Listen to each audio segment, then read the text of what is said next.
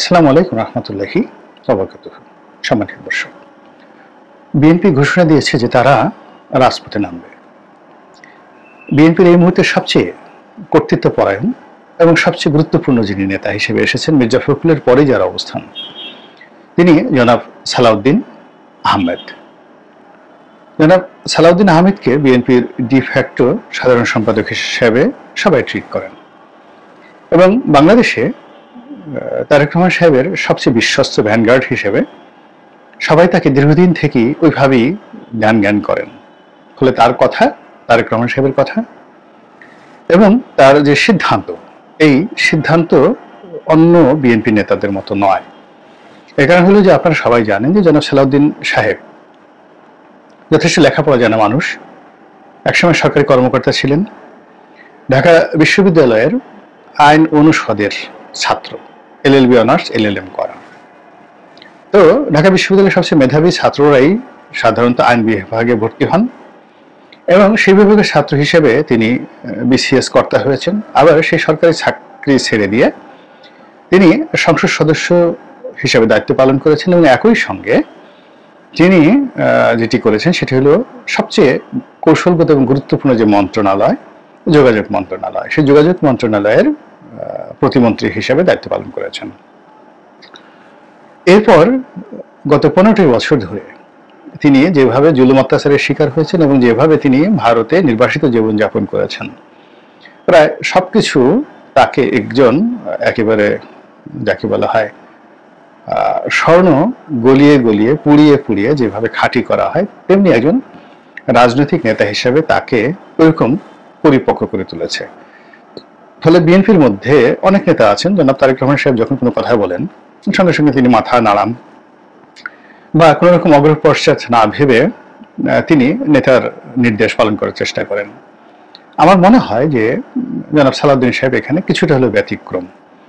তিনি তারেক রহমান সাহেবের সঙ্গে আলোচনা করেন, তার মতামত ব্যক্ত করেন, তারেক রহমান সাহেবের মতামত শুনেন এবং যে সিদ্ধান্তগুলো তিনি নেন এটি যে তিনি অন্তর থেকে ধারণ করেন, অর্থাৎ তিনি কোনো অবস্থাতেই যে একেবারে মাস্টার পিস হয়ে বা মাউথ পিস হয়ে, নেতার মাউথ পিস হয়ে, কার্বন কপি হয়ে তিনি কোনো কাজ করেন ওবায়দুল কাদের সাহেবের মতো, ওরকম নয়।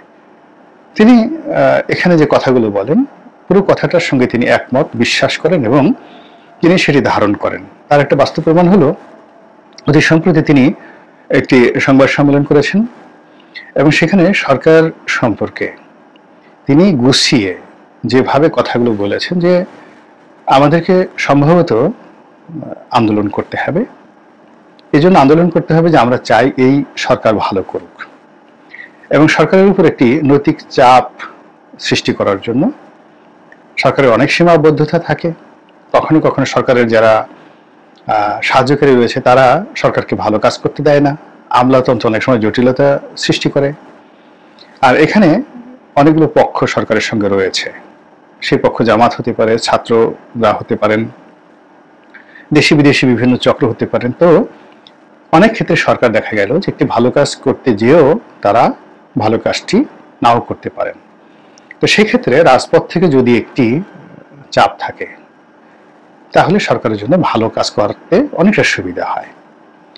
এর চাইতে এত ডিপ্লোম্যাটিক, এত পোলাইট এবং এত চমৎকার মিস্ত্রির ছুরি যেটিকে বলা হয়, এটি সাম্প্রতিক সময় আমরা দেখিনি। যে এটি জনাব সালাউদ্দিন সাহেব তার বক্তব্যের মাধ্যমে ইউনূস সরকারের দিকে এটি চ্যালেঞ্জ হিসেবে ছুড়ে দিয়েছেন এবং তার যে বক্তব্য, সেই বক্তব্যের মূল প্রতিবিধান হলো যে আমরা রাজপথে নামব এবং আমাদের যে দাবি দাওয়াগুলো রয়েছে সেই দাবি দাওয়াগুলো রাজপথের স্লোগানের মাধ্যমে আমরা সরকারের উপর একটি চাপ প্রয়োগ করব। Message is very loud and clear, অর্থাৎ এর চেয়ে উচ্চ স্বরে আর এর চেয়ে স্পষ্টভাবে কোনো কথা হতে পারে না। এখন প্রশ্ন হলো যে হঠাৎ করে বিএনপি এই রাজপথে নামার এই সিদ্ধান্ত কেন নিল? সেটাও রাজনীতির ময়দানে বেশ স্পষ্ট। কারণ হলো যে এখানে কয়েকজন মানুষ, যেমন ধরুন ডক্টর মোহাম্মদ ইউনূস, তিনি, তার গুরুত্বপূর্ণ কয়েকজন উপদেষ্টা, যেমন ডক্টর আসিফ নজরুল সাহেব আছেন তিনি, ব্রিগেডিয়ার জেনারেল সাকর সাহেব আছেন তিনি, এবং ছাত্রদের মধ্য থেকে যে 3 জন উপদেষ্টা আছেন এই তিনজন উপদেষ্টার মধ্যে বিশেষ করে মাহফুজ এবং নাহিদ, এই দুজন যে কথাগুলো বলছেন এটিকে যদি আপনি 5টি জায়গাতে স্থাপন করেন, মানে 5টি ডট হিসেবে স্থাপন করেন, ডক্টর ইউনূসের বক্তব্য এক জায়গায় আর বাকি 4 জনের বক্তব্য এক জায়গাতে, আর এরপর যদি আপনি জ্যামিতির সেই বা পরিসংখ্যানের যে গ্রাফ আমরা করি সে অনুযায়ী এই ডটগুলোকে সংযুক্ত করেন, আপনি দেখবেন সব আঁকা বাঁকা এলোমেলো, মানে কারো কথার সঙ্গে কারো কথার মিল নেই এবং কোনো কথারই কোনো ধারাবাহিকতা নেই। ফলে ডক্টর মোহাম্মদ ইউনূস যেটি বলছেন যে স্বল্প মাত্রায় যদি আপনারা সংস্কার চান তাহলে ডিসেম্বরের মধ্যে নির্বাচন সম্ভব, কিংবা খুব বেশি যদি সংস্কার চান তাহলে আরো 6 মাস লাগতে পারে। অথবা তিনি যেভাবে অবোধ একেবারে যাকে বলা হয় ভালো মানুষের মতো যেভাবে বলেছেন যে আপনারা এসেছেন, আমাকে ডেকেছেন, আমি এসেছি, এত চিন্তা ভাবনা করে আসিনি, এখন যদি বলেন আমরা চলে যাব, যে কোনো সময় চলে যাব। তার এই যে কথা, এই কথার সঙ্গে সরকারের যে কর্মকাণ্ড সেই কর্মকাণ্ডের কোনো মিল নেই। এই কথার সঙ্গে যে সংস্কার কমিটি, সেই সংস্কার কমিটির যে প্রতিবেদন সেই প্রতিবেদনের মিল নেই। তার এই কথার সঙ্গে সরকারের ভ্যাট এবং ট্যাক্স বাড়ানোর যে চেষ্টা কোনো মিল নেই। তার এই কথার সঙ্গে সরকারের আমলা কামলাদেরকে খুশি করার জন্য সরকার যে কর্মকাণ্ড চালাচ্ছে এটি স্পষ্ট প্রমাণ করেছে সরকার দীর্ঘমেয়াদে ক্ষমতা পরিচালনা করতে চায়, এই জন্য আমলাদের যে সাহায্য এবং সহযোগিতা লাগবে এটি তারা করতে চাচ্ছে। দ্বিতীয়ত, সরকার কোনো অবস্থাতেই সেনাবাহিনীর সঙ্গে কোনো মতদ্বৈততায় যাচ্ছে না। আপনাদের মনে আছে যে জাস্টিস হাবিবুর রহমানের সময়টিতে, তারপর আব্দুর রহমান বিশ্বাস যখন রাষ্ট্রপতি ছিলেন তখন সরাসরি সেনাপ্রধানের সঙ্গে তাদের একটা দ্বন্দ্ব এবং সংঘাত শুরু হয়েছিল, এবং সেখানে এই দুজন ব্যক্তি অর্থাৎ জাস্টিস হাবিবুর রহমান এবং আব্দুর রহমান বিশ্বাস যে দৃঢ়তার সাথে সিদ্ধান্ত নিয়েছিলেন, সেই সিদ্ধান্তের কর্তৃভাগের এক ভাগে ডক্টর মোহাম্মদ ইউনূস নিচ্ছেন না। তিনি সেনাবাহিনীর সঙ্গে চমৎকার একটা আন্ডারস্ট্যান্ডিং গড়ে তুলেছেন, এবং এখন এই সম্পর্কের ভিত্তিতে কি রাজনৈতিক পরিণতি ঘটতে যাচ্ছে এটা আমরা জানি না। অনেকেই 111-এর আদলে আরেকটা সরকারের ভয় করছেন, অনেকে মনে করছেন যে এখন মূলত দেশ চালাচ্ছে সেনাবাহিনী, ডক্টর মোহাম্মদ ইউনূস মূলত সেনাবাহিনীর যে ইচ্ছা, উইলফোর্স, ডিজায়ার, এই জিনিসগুলোকে বাস্তবায়ন করছে মাত্র। অন্যদিকে ডক্টর মোহাম্মদ ইউনূস তিনি একেবারে গোবেচারা, সহজ সরল, ভালো মানুষ হিসেবে তার যে ভাবমূর্তি সেই ভাবমূর্তি তিনি রাখতে চাচ্ছেন, আর পেছন থেকে যারা তুলনামূলকভাবে তরুণ তাদের দিয়ে এক একটা কথা বলে পুরো রাজনীতির ময়দানটিকে অস্থির করতে চাচ্ছেন এবং পানি ঘোলাটে করতে চাচ্ছেন। তো এই অবস্থার কারণে ইতিমধ্যে পানি কিন্তু ঘোলা হয়ে গেছে, মারাত্মক ঘোলা হয়ে গেছে, এবং সেই ঘোলার কারণে বিএনপির মতো একটি অভিজ্ঞ এবং প্রাজ্ঞ দল তারা খুব ভালো করে বুঝে গেছে যে এখানে সোজা আঙ্গুলে ঘি উঠবে না। এবং আমরা এই একটা সময় বলতাম, এমনকি শেখ হাসিনা বলতেন যে যদি তত্ত্বাবধায়ক সরকার আসে বা অন্তর্বর্তীকালীন একটা অরাজনৈতিক সরকার আসে তখন সেই সরকারের পরিণতি এত ভয়ঙ্কর হবে যে সমস্ত রাজনৈতিক দলগুলোকে আবার চোখে মরিচ লাগিয়ে একসাথে হাওমাও করে কাঁদতে হবে, এ কি করলাম, এ কি হলো, এটা তো হওয়ার কথা ছিল না। এখন ওইরকম আমরা একটা অবস্থায় পৌঁছে গেছি কিনা এটা খুব দ্রুতই আমরা সেটা টের পাবো। এর কারণ হলো বিএনপি কোনো অবস্থাতেই সরকারের প্রতি আস্থা রাখতে পারছে না, তাদের ধৈর্যচ্যুতি ঘটেছে এবং তারা বুঝে গেছে যে সোজা আঙ্গুলে ঘি উঠবে না। এই গেল একটি পার্ট। অন্যদিকে সরকার খুব দ্রুত তাদের মিত্র তৈরি করে ফেলেছে। ইতিমধ্যে আমাদের যে রাজনৈতিক অঙ্গনে জামাত সহ বেশ কয়েকটি রাজনৈতিক দলের সঙ্গে তারা তলে তলে সম্পর্ক গড়ে তুলেছে। বিশেষ করে ইসলামপন্থী যে দলগুলো রয়েছে সেই ইসলামপন্থী দলগুলোর সঙ্গে ক্যান্টনমেন্টেরও সম্পর্ক ভালো, ডক্টর মোহাম্মদ ইউনূসেরও সম্পর্ক ভালো, এবং এটাই শুধুমাত্র সম্পর্কটা হয়ে যাচ্ছে কিন্তু কোনো আওয়াজ তৈরি হচ্ছে না। এর বাইরে তারা যেভাবে কিংস পার্টি তৈরি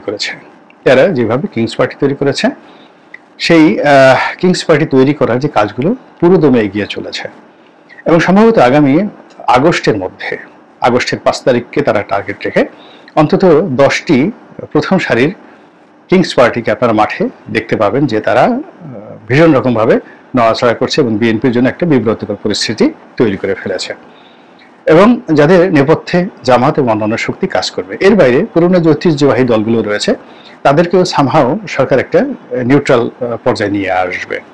অন্যদিকে ভারতের মধ্যস্থতায় বিএনপির সঙ্গে কি আওয়ামী লীগের সমঝোতা হবে, নাকি সরকারের সঙ্গে সমঝোতা হবে, নাকি জামাতের সঙ্গে সমঝোতা হবে, এটা কিন্তু এখনো কিন্তু বলা যাচ্ছে না। কিন্তু এরকম একটা কথাবার্তা কিন্তু হচ্ছে, এবং তার কিছু লক্ষণ আমরা সাম্প্রতিক সময় দেখতে পাচ্ছি যে সরকারের অনেক কর্তা ব্যক্তি ভারতের ব্যাপারে প্রথম দিকে যেভাবে খুব একেবারে যাকে বলা হয় জঙ্গি মনোভাব পোষণ করতেন, এখন তারা চোয়া চোয়া করে কথাবার্তা বলছেন, নরম সুরে কথা বলছেন, ভারতের সঙ্গে বন্ধুত্ব করার চেষ্টা করছেন। আর সেই সুযোগে ভারত তাদেরকে আওয়ামী লীগ নামক যে রাজনৈতিক দলটি, সেই দলটির কে হজমোল্লা বানিয়ে তাদেরকে গিলিয়ে দিচ্ছেন।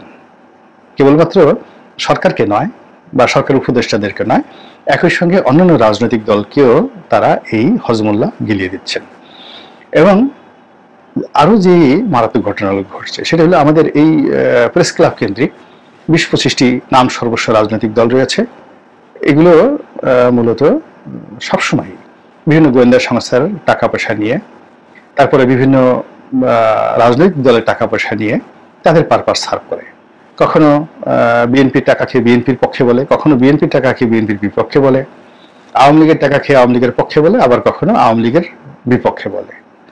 আবার এরা কখনো দেশি গোয়েন্দা সংস্থা থেকে টাকা নেয়, বিদেশি গোয়েন্দা সংস্থা টাকা নেয়, এবং এদের কোনো আয় নাই, রোজগার নেই।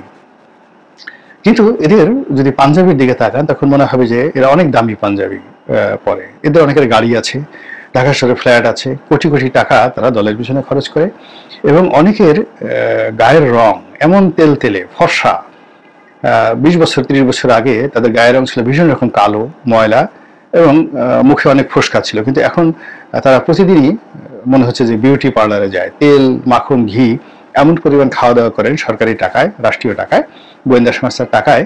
তো এই লোকগুলোকে এখন যাকে বলা হয় সাপ লুডু খেলার গুটি বানিয়ে ফেলা হয়েছে, এবং তাদের মাধ্যমে, এই গ্রুপের মাধ্যমে পুরো রাজনৈতিক অঙ্গনকে নষ্ট বানানো হচ্ছে, নষ্ট করে দেওয়া হচ্ছে।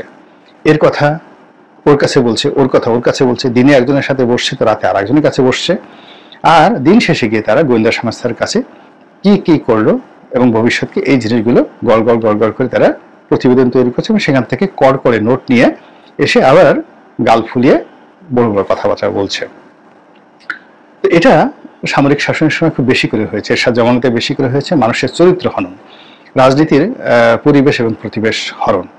এবং এই কারণে কি হচ্ছে, বিএনপি এবং আওয়ামী লীগের মতো বড় বড় যে রাজনৈতিক দলগুলো হয়েছে তারা খুবই একটা অস্বস্তিকর অবস্থার মধ্যে পড়েছে। অন্যদিকে যারা আওয়ামী লীগের সহযোগী ছিল, জাতীয় পার্টির মতো দল, তাদেরকে আলটিমেটলি এমনভাবে নির্বেশ করে রাখা হয়েছে যে এখন আসলে তারা না পারছে কথা বলাতে, না পারছে কোনো কার্যক্রম চালাতে। ফলে কি হলো যে পুরো রাজনৈতিক ময়দানে রাজনৈতিক শক্তি বলতে এই মুহূর্তে পলিটিক্যাল যে ফোর্স, এটি দুই ভাগে বিভক্ত হয়ে গেছে। এক পক্ষ হলো পুরো গভর্নমেন্ট, মানে সরকারের পক্ষে লোক, সেখানে নেতৃত্ব আছে জামাত, তার সঙ্গে সঙ্গে আরো অনেকে। আর এর এগেনস্টে একমাত্র বিরোধী দল, এই মুহূর্তে একমাত্র বিরোধী দল আছে বাংলাদেশ জাতীয়তাবাদী দল বিএনপি। এখন পরিস্থিতি যেভাবে এগুচ্ছে, এবং সরকার যদি আরো 4-5 মাস এভাবে একটা স্টেবল পর্যায়ে পৌঁছে যায়, তাহলে তারা এই বিরোধী দল বিএনপিকে সেই অবস্থায় ফেলে দেবে যে অবস্থায় বিএনপিকে ফেলেছিল তৎকালীন সরকারি দল আওয়ামী লীগ। তো এটা বিএনপি টের পেয়েছে, এবং টের পাওয়ার কারণেই তারা মানে লোহা গরম হওয়ার সঙ্গে সঙ্গে যেভাবে ওটাকে বাঁকা করতে হয়, একই অবস্থায় সরকারের যে দুর্বল অবস্থা এবং সরকারের যে উত্তপ্ত অবস্থা, সরকারের যে ত্রাহি অবস্থা, এটাকে কাজে লাগিয়ে তারা তাদের দাবি এবং অধিকার, রাজনৈতিক অধিকার সমূহ আদায় করে নিতে চাচ্ছে। এবং তারই প্রেক্ষিতে দেখা গেল যে জনাব সালাউদ্দিন সাহেব অত্যন্ত সুকৌশলে বিএনপির যে আন্দোলনের হুমকি, এটি তিনি দিয়ে ফেলেছেন। এবং এই ফেব্রুয়ারি মাসে বিএনপি রাস্তায় নামবে, মাঠে নামবে, এবং তাদের সিরিজ অফ প্রোগ্রাম রয়েছে, এবং সেই প্রোগ্রামের সাথে কাকতালীয়ভাবে কিনা বলতে পারবো না, আওয়ামী লীগের প্রোগ্রামও মিলে গিয়েছে।